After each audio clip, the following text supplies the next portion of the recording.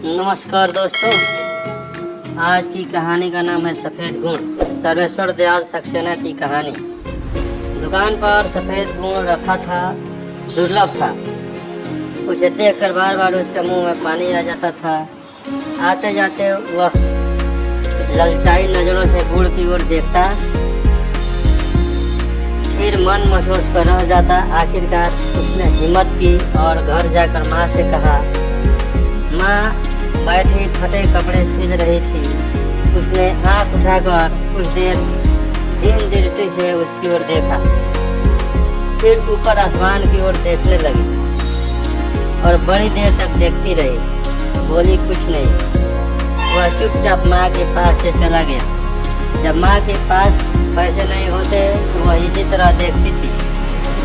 वह यह जानता था। वह बहुत देर गुमसुम बैठा रहा। उसे अपने वे साथी याद आ रहे थे जो उसे चिढ़ा चिढ़ा कर गुण खा रहे थे। जो उसे उनकी याद आती, उसके भीतर गुण खाने की लालसा और तेज होती जाती। एक आध बार उसके मन में माँ के बटुए से पैसे चुराने का भी ख्याल आया। यह ख्याल आते ही वह अपने को धिकारने लगा और इस बुरे ख्याल के लिए ईश्वर से क्षमा मांगा। उनकी उम्र 11 साल की थी। घर में माँ के सिवा कोई नहीं था। हालांकि माँ कहती थी कि वे अकेले नहीं है, उनके साथ ईश्वर है। वह चूँकि माँ का कहना मानता था, इसलिए उसकी यह बात भी मान लेता था। लेकिन ईश्वर के होने का उसे पता नहीं चलता था। माँ उसे तरह तरह से ईश्वर के होने का यकीन दिलाती। जब वह बीमार होती, तकलीफ में कराती तो ईश्वर का नाम लेती, और जब अच्छी हो जाती तो ईश्वर को धन्यवाद देती। दोनों घंटों आँख बंद कर बैठते, बिना पूजा किए हुए खाना नहीं खाते। वह रोज सुबह शाम अपनी छोटी सी घंटी लेकर पालथी मारकर संध्या करता। उसे संध्या के सारे मंत्र याद थे। उस समय से ही जब उसकी जबान तोतली थी। अब तो वह साफ बोलने लगा था। वे एक छोटे से कस्बे में रहते थे। माँ एक स्कूल में अध्यापिका थी। बचपन से ही वह ऐसी कहानियाँ माँ से सुनता था, जिनमें यह बताया जाता था कि ईश्वर अपने भक्तों का कितना ख्याल रखते हैं। और हर बार ऐसी कहानी सुनकर वह ईश्वर का सच्चा भक्त बनने की इच्छा से भर जाता। दूसरे भी उसकी पीठ ठोकते और कहते, बड़ा शरीफ लड़का है, ईश्वर उसकी मदद करेगा। वह भी जानता था कि ईश्वर उसकी मदद करेगा, लेकिन कभी इसका कोई सबूत उसे नहीं मिला था। तो उस दिन जब वह सफ़ेद गुड़ खाने के लिए बेचैन था, तब उसे ईश्वर याद आया। उसने खुद को धिकारा। उसे माँ से पैसे मांगकर माँ को दुखी नहीं करना चाहिए था। ईश्वर किस दिन के लिए है? ईश्वर का ख्याल आते ही वह खुश हो गया। उसके अंदर एक विचित्र सा उत्साह भर आया, क्योंकि वह जानता था कि ईश्वर सबसे अधिक ताकतवर है। वह सब जगह है और सब कुछ कर सकता है। ऐसा कुछ भी नहीं जो वह न कर सके। तो क्या वह थोड़ा सा गुण नहीं दिला सकता उसे, जो कि बचपन से ही उसकी पूजा करता आ रहा है और जिसने कभी कोई बुरा काम नहीं किया, कभी चोरी नहीं की, किसी को सताया नहीं। उसने सोचा और इस भाव से भर उठा, ईश्वर जरूर उसे गुण देगा। वह तेजी से उठा और घर के अकेले कोने में पूजा करने बैठ गया। तभी माँ ने आवाज़ दी, बेटा, पूजा से उठने के बाद बाजार से नमक ले आ। उसे लगा जैसे ईश्वर ने उसकी बात सुन लिया, वरना पूजा पर बैठते ही माँ उसे बाजार जाने को क्यों कहती। उसने ध्यान लगाकर पूजा की, फिर पैसे और झोला लेकर बाजार की ओर चल दिया। घर से निकलते ही उसे खेत पार करने पड़ते थे, फिर गांव की गली जो ईंटों की बनी हुई थी, फिर बाजार की ओर चल दिया। उस समय शाम हो गई थी। सूरज डूब रहा था। वह खेतों में चला जा रहा था। आंखें आधी बंद किए ईश्वर पर ध्यान लगाए और संध्या के मंत्रों को बार बार दोहराते हुए उसे याद नहीं उसने कितनी देर में खेत पार किए। लेकिन जब वह गांव की ईंटों की गली में आया तब सूरज डूब चुका था और अंधेरा छाने लगा था। लोग अपने अपने घरों में थे, धुआं उठ रहा था, चौपाए खामोश खड़े थे। नीम सर्दी के दिन थे। उसने पूरी आँख खोलकर बाहर का कुछ भी देखने की कोशिश नहीं की।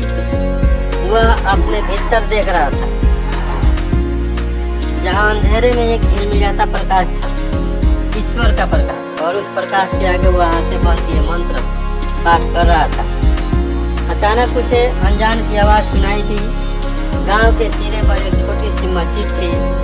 उसने थोड़ी सी आंखें खोलकर देखा, अंधेरा काफी गाढ़ा हो गया था। मस्जिद के एक कमरे बराबर दलान में लोग नमाज के लिए इकट्ठे होने लगे थे। उसके भीतर एक लहर सी आई, उसके पैर ठिठक गए, आंखें पूरी बंद हो गई। वह मन ही मन कह उठा, ईश्वर, यदि तुम हो और सच्चे मन से तुम्हारी पूजा की है तो मुझे पैसे दो। यही इसी वक्त वह वही गली में बैठ गया। उसने जमीन पर हाथ रखा। जमीन ठंडी थी, हाथों के नीचे कुछ चिकना सा महसूस हुआ।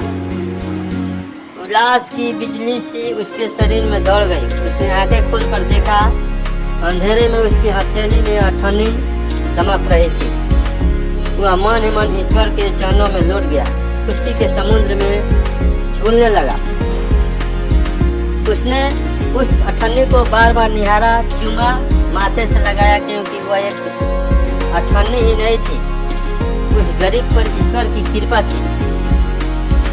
उसकी सारी पूजा और सच्चाई का ईश्वर की ओर से इनाम था। ईश्वर जरूर है, उसका मन चिल्लाने लगा। भगवान, मैं तुम्हारा बहुत छोटा सा सेवक हूँ। मैं सारा जीवन तुम्हारी भक्ति करूँगा, मुझे कभी मत बिसारना।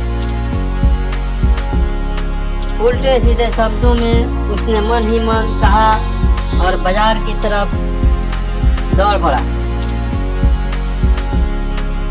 अठन्नी उसने जोर से हथेली में दबा रखी थी। जब वह दुकान पर पहुंचा तो लालटेन जल चुकी थी। पंसारी उसके सामने हाथ जोड़े बैठा था। थोड़ी देर में उसने आँख खोली और पूछा, क्या चाहिए? उसने हथेली में चमकती अठन्नी देखी और बोला, 8 आने का सफेद गुण। यह कहकर उसने गर्व से अठन्नी पंसारी की तरफ गद्दी पर फेंकी, पर यह गद्दी को न गिर उसके सामने रखे धनिये के डिब्बे में गिर गई। पंसारी ने उसे डिब्बे में खोजा पर उसमें अठन्नी नहीं मिली। एक छोटा सा कपड़ा जरूर था, जिसे पंसारी ने निकाल कर फेंक दिया। उसका चेहरा एकदम से काला पड़ गया, सिर घूम गया, जैसे शरीर का खून निकल गया हो। आंखें छलछलाई। कहाँ गई अठन्नी? पंसारी ने भी हैरत से कहा। उसे लगा जैसे वह रो पड़ेगा। देखते देखते सबसे ताकतवर ईश्वर की उसके सामने मौत हो गई थी। उसने मरे हाथों से जेब से पैसे निकाले, नमक लिया और जाने लगा। दुकानदार ने उसे उदास देखकर कहा, गुण ले लो, पैसे फिर आ जाएंगे।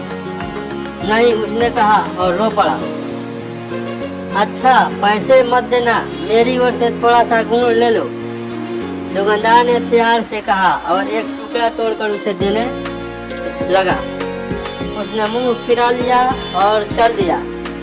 उसने ईश्वर से मांगा था, दुकानदार से नहीं। दूसरों की दया से उसे नहीं चाहिए, लेकिन अब वह ईश्वर से कुछ नहीं मांगता। तो ये थी आज की कहानी। ये कहानी आपको कैसी लगी हमें बताएं, और चैनल पर नए हैं तो कृपया सब्सक्राइब करें। धन्यवाद। Thank you for watching.